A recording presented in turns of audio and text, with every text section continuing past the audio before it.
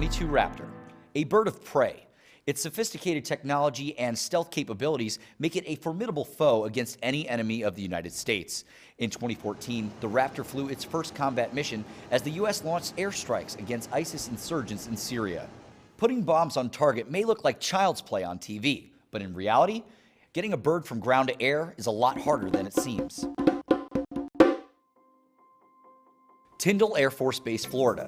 Once an Air Education and Training Command asset, Tyndall has been home to every F-22 pilot in the Air Force. If you're going to get into the F-22 community, it starts here in the 43rd. This is Raptor country. It's king of the hill. It's the best airplane man's ever made, without a doubt. I used to fly the F-16. It's a phenomenal fighter. It still is. It's unbelievable. The F-22 is just a step even greater than that. There's nothing in the sky that can match its capability. The emotion that you have is one of, A, I can't believe I get to do this. And then I do distinctly remember just being amazed at how much I could see and observe, and the freedom of maneuver that you have that you just don't have on the ground. After the first one, I was amazed at that freedom of maneuver, and then I was really happy to be back on the ground. You see everything that's going on. The enemy doesn't see you. It's a completely unfair fight, and it's great to be on this side of it, that's for sure. It's only been a few years since Tyndall has become an Air Combat Command asset, but its mission has always been in the sky. It's always been in the fighter business, and has always been in the training business here at Tyndall. When I was last stationed here, I left here in 2010, and at that time it was Air Education and Training Command. It had a unique training role. So that aspect of that it was and still is extremely important. It's the only F-22 training unit on the planet, and it trains aircrafts that fly a very small fleet of unique fighters, and so we've got to get that right, and we do. Tyndall's mission is twofold. They are teaching airmen to launch and recover F-22s, but at the same time, staying ready to fly combat missions with lethal expertise. The challenge is to be able to do both of those missions and keep the balance of your wing assets and your wing focus on both of those things. The training mission is critical, and it pays dividends in the long term, whereas the combat mission potentially is much more short term, and the squadron could deploy at a moment's notice.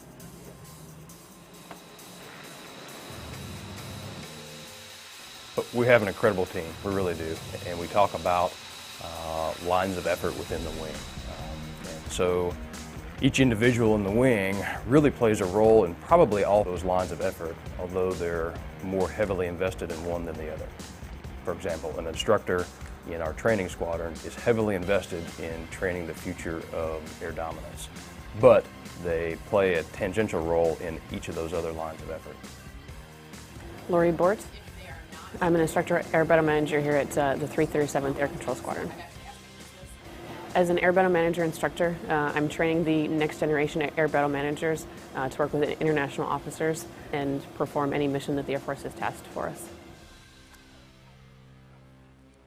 So the role of an air battle manager is to orient and pair shooters, solve problems, potentially re-roll assets, bring order to the fight, so fighting through the fog and friction of war, as well as speeding decisions and up-channel assessments to higher headquarters, potentially getting clearance to fire as well from higher headquarters. Into the radar and into the computer systems. Now that my window is halfway open, I am hearing... We're doing a lot that people probably don't even realize.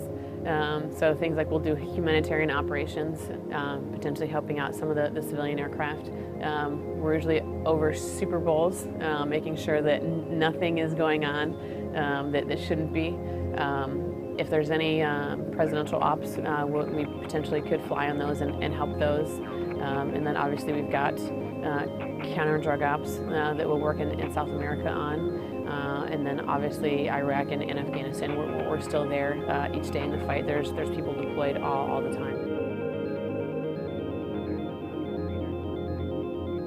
I put down a pilot as my first choice. ABM was my second. I'm actually thrilled that I was selected as an ABM. I think I'm much more of a bigger picture person, and I like having my hands in all areas, and I think that this career field, from what I know of it, really lends itself to that.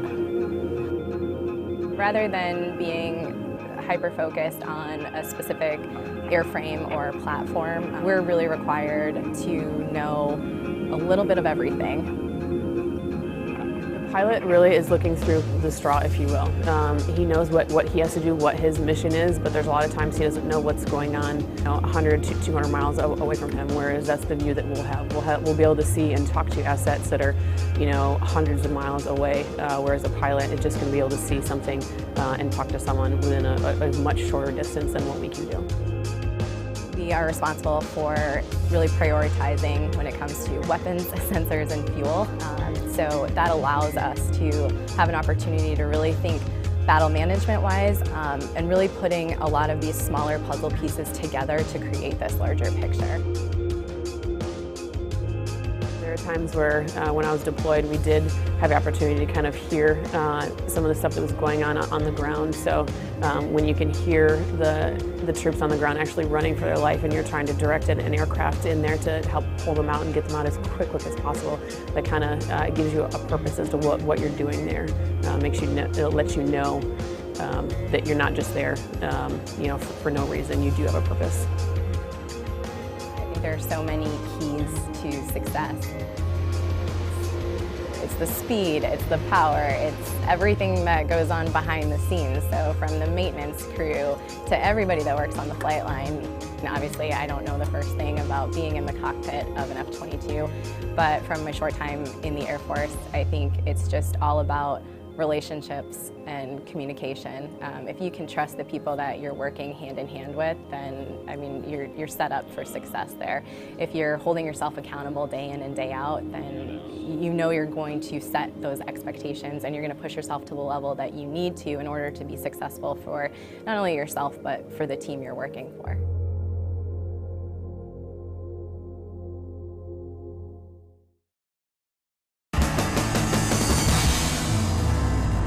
The F-22 is agile, fast, and stealthy, but none of these capabilities matter if we can't get it off the ground. And the airmen who work around the clock to make sure these jets are ready to fly know that the end result is worth every drop of sweat. Is that good? Yeah? That motor swap is just kicking off us all day. And about time to leave, we're like, we spent all day trying to get it done. We're not just gonna walk out now. You know what I'm saying? It's kind of like you let the job beat you in a way. That's what I like about this job. It's you take a lot of pride in your work and your jet. To me, a maintainer is. Can I be arrogant about it? Your flight line handyman. Not like a grease monkey, You got an 18, 19-year-old airman, male or female, who is given a $187 million airplane, one of the most sophisticated airplanes in the Air Force arsenal. The backbone of the Air Force. I think so, entirely. Is that a metal door or a composite? I don't think you can tap it on either one. They all sound the same. Nah, I think that's better. You think so? What's your proof on that? It sounds metallic. I'll show you how you know. Okay, so I'm still learning. I have a lot to learn. The class I came in with, we're still the new guys. So we're trying to, gain our respect on the flight line. Earn our position. So that's about where we're at right now. We're still trying to get in. Wiggle our way in. We have a lot of 3 levels and a lot of 5 levels in AMU who are really just working way above what they should be asked to do, and they're succeeding greatly, learning a lot, but also performing at a high level. Surviving the flight line is about having snacks. These airmen are better trained, better equipped, better resourced than it was when I come in. And the airmen are a lot smarter when I come in. A lot of these airmen out here are 3 levels and 5 levels with less than 5 years of experience out here, many new to the jet. So it's really eye-opening. Yes, so I was right. Yes, metal. Yes. But that's how you can tell. Maintainers like Airman Williams are key to unlocking the capabilities of the F-22. Perhaps the one thing, though, that sets it aside from all the other jets in the sky right now is its supercruise capability. The Raptor can fly at supersonic speeds without using its afterburners, making this jet insanely efficient. Now, even though it gets great MPGs, it's still hungry. To fuel this bad boy up for one mission, it can take up to 2,500 gallons of fuel, and that could take a lot of time. But thanks to fuels technicians on the ground, they can get a pilot gassed up and back into the fight in as little as 20 minutes, thanks to hot pit refueling. I'm Technical Sergeant Anthony Morris, and I'm the NCIC of Fuels Distribution for the Fuels Flight here at Tyndall Air Force Base. When it comes to hot pit refueling, I see us as the most significant. Of course, you got to have the maintenance guys to fix it, you know, and the crew chiefs to kind of take care of it. And the pilot can't drop bombs. I mean, he has to drop the bombs, but just like a car, you can have all the best maintenance on it in the world, but if you run out of gas, you're not driving. Basically, a hot pit refueling cuts sortie time regeneration in half, sometimes by about 70%. If we're in a wartime situation or any other situation where we got to get aircraft back airborne to be able to go do their mission wherever they're needing to go, we fuel aircraft with engines running. They pull up, they're allowed to receive fuel and go right back out onto the runway and take off.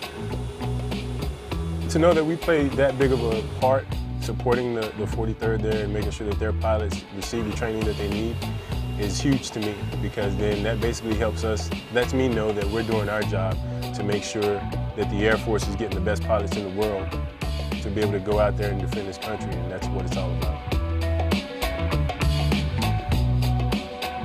I love the Airmen.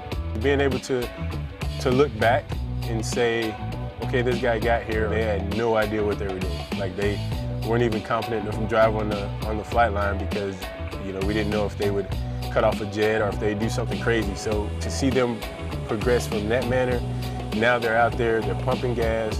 To see the knowledge that they're gaining, we're putting them through rotational training, like laboratory training, where they're learning how to test fuel, cryogenics training, where they're learning about different chemicals like liquid oxygen, liquid nitrogen, things like that. And to see their curiosity and the fact that they care, that's the biggest thing for me. Now, Tyndall's flight line can be a busy place. On any given day, there are F-15s, 16s, 22s, T-38s, E-3s, and even commercial airliners taking off and landing within minutes of each other. And it's up to the air traffic controllers to keep everybody out of gridlock.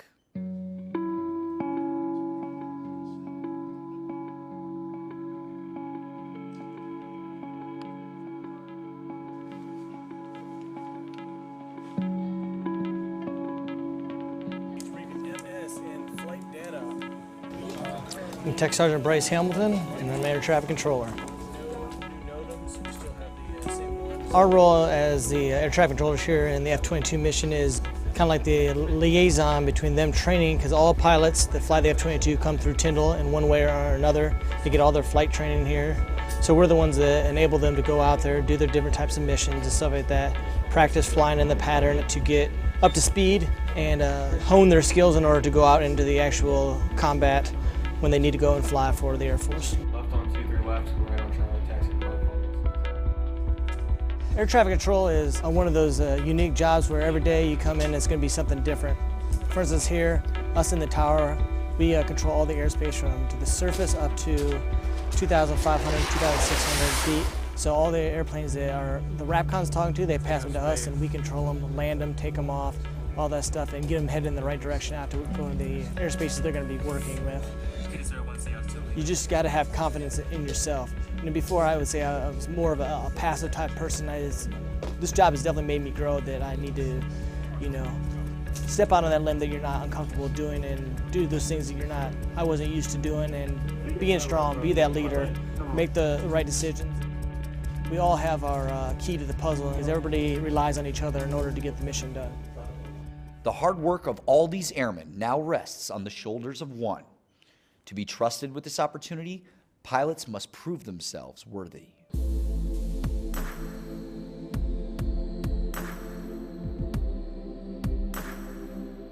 The kid in me comes out every time I look at that jet. It's just a huge piece of machinery. It looks like a big toy. Yeah, every time I'm around it, seeing seeing it fly through the air, it's just awe-inspiring to me. And there's still a little part of me that doesn't believe I'm going to get a shot to fly it. The excitement part is this is one of the coolest airplanes that I've ever seen in my life, and I'm just stoked to get a chance to fly it. The anxious part about it is ultimately the first time I fly it, all the responsibility will be on me. So a little bit of nerve-wracking, but I think it'll be worth it in the end. You know, I wanted to be a fighter pilot since I was a real little kid. I remember building models of F-16s and going to see air shows with the Blue Angels and the Thunderbirds, and I thought it was the coolest thing. My parents were both in aviation. My dad was a pilot. My mom was an air traffic controller. Brother, he's a pilot right now, and so aviation was always in the blood, but my path of life just took me a little bit different direction. I went to college and decided I wanted to be a cop, and then decided I wanted to go to law school, so I went to law school. And then at some point I wanted to serve, so I applied to be a JAG for the Air Force, and I got a summer internship out at Mountain Home Air Force Base and watching F-15s fly by every single day. It rekindled the fire to try to be a fighter pilot. So process for people to end up being a Raptor driver is long. Once you get your commission, after you have your 4-year degree, you have to get fortunate enough to be selected for a pilot slot. At that point, if you get the fighter track, you'll go for another 6 to 7 months, and you'll learn to fly the T-38, which is a supersonic trainer jet, and you'll learn the basics of flying faster and the basics of fighter-type flying, if you will.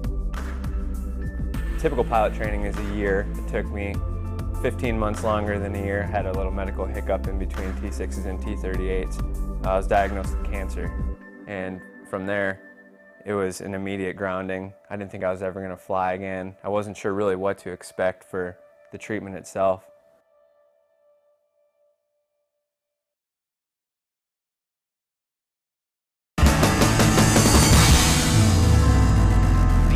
Fighter pilot is one of the most physically and mentally demanding jobs in the world. Something as little as colorblindness can end your career before it even begins. For Captain Robert Hansen, his journey was just beginning when he found out he had cancer. I didn't think there was anything wrong, to be quite honest. I had one small lump on my neck, and Robin's parents are in the medical field. Her dad's a doctor and mom's a nurse, and they both took a look at the lump and they said, hey, you should probably get it checked out. And this was after I had said it like 3 times. True, I'm just saying. True. Yeah. After the T6 phase was complete, I went and saw a doctor, and they sent me to a specialist who took some biopsies of the lump itself. And ultimately, it was inconclusive until I'd started T38, and I got right into the T38 training, about to solo the jet. And the news finally came back that it was cancer. It was rough, but knowing Rob, he never felt sorry for himself. He never got depressed or anything. It was what you would expect when you've been diagnosed with cancer. But he never really was like, oh, woe is me, and played, you know, this sad card. So it was a struggle for me to watch him deal with not knowing where he stood with the Air Force. He wanted to be a pilot. That was his dream. That's what he wanted to do, and now it wasn't necessarily in the cards. And that was really hard for him to watch that slip away, because you would see in his eyes it just wasn't, he just didn't know. And not knowing is the hardest part sometimes. As soon as the news dropped that I was diagnosed with cancer, the commander at that time, Lieutenant Colonel Moon, saw me into his office and said, hey, your primary job at this point is just to get healthy. He's like, I don't even want to see you until you are healthy and all the treatments are done. And so there's a regulation that said that I was supposed to be disenrolled after 6 months of being off of flying status. And they essentially said, hey, we're going to submit a waiver for this guy to get him back into pilot training. And we're not going to disenroll him until we hear back on that waiver. And that was a huge blessing for me too. So I had 15 months worth of time to wait for the waiver where I could continue to study, and they continued to give me jobs and make sure that I was gainfully employed with the Air Force so that I could indeed get reinstated into pilot training. After 15 months of chemo and radiation treatment with his wife by his side, Captain Hansen beat cancer and went right back to pursuing his dream of flying. It's been an emotional roller coaster in some ways. Really high, like high highs with the You know, he almost got to solo the T-38 before he was diagnosed, and then he was diagnosed, so low. Then he beat the cancer, and then we didn't know if he was going to get back in, and that would have broken his heart, which would have broken my heart, and then he got back in, and then, you know, here we are. About to get really, really high again. That assignment night was pretty cool too when we finally, just the moment when it was finally my turn to get my assignment, and I'm in front of this big crowd, and there's some instructor pilots that are basically telling the crowd some of your mistakes in pilot training, and so you're just sitting there, and I had a little bit of a buzz going and a little bit anxious and excited, and the moment was finally about to arrive, and the SNR, the Senior National Representative, gets to announce what aircraft I get, and so. It's Kurtz. I think the standards must have changed since the last time I flew. Yeah, I think that was 2011. I couldn't sit in. Colonel, come on, what's he going to fly? The F-22!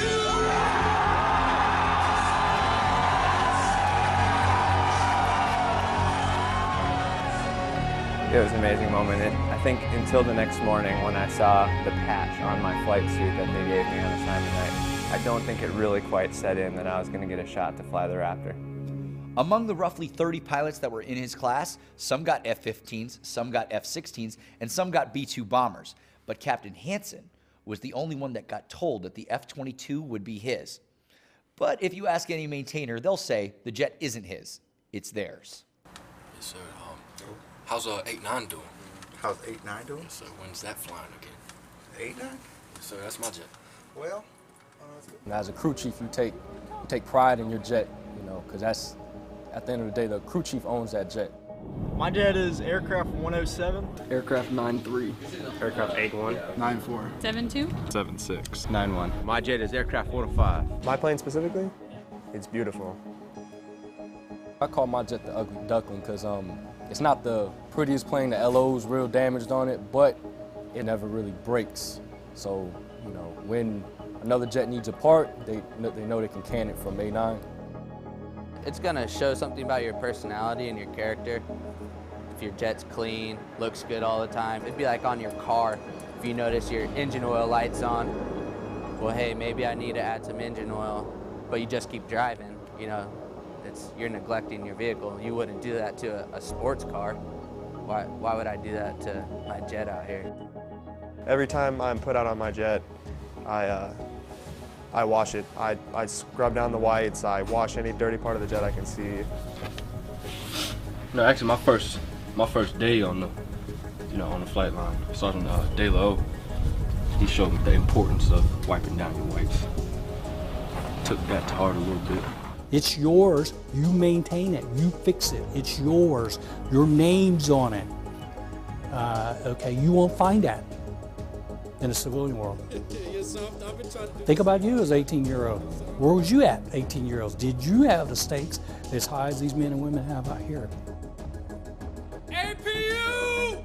And, you know, every day once you put a pilot in the air, that pilot's life is in your hands. So that's very gratifying, knowing that, you know, you're keeping somebody safe.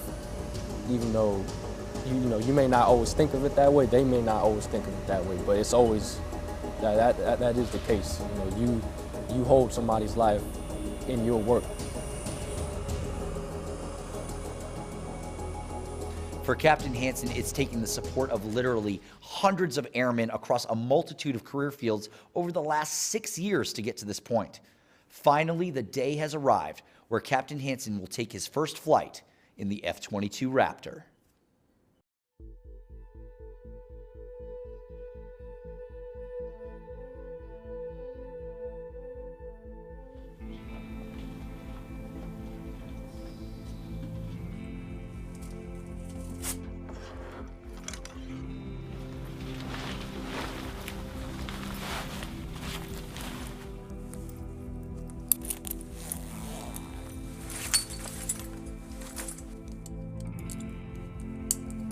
I'm excited for him because this is his, his dream, and it's being realized. He gets to do what he wants to do, and it's going to be emotional for me. I think his first flight, I'm going to be anxious because I just have to wait, and that waiting, like when he lands, and okay, he's on the ground, it's cool. And then it'll slowly go away, and I'll feel better about it and stuff, but it's just going to be really really cool to see him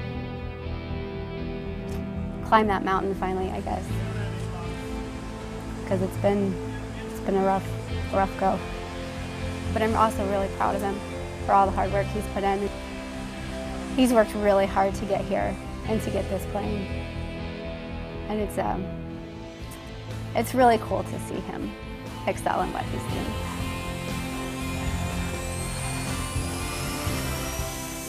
Being a representative of the Air Force and the F-22 community as well, I think that's something that I'll take a hell of a lot of pride in down the road. And you know, as the old phrase goes, it takes a village, and it starts with the maintainers.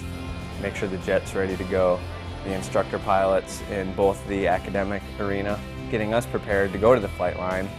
The instructor pilots teaching us what the expectations are on the flight line.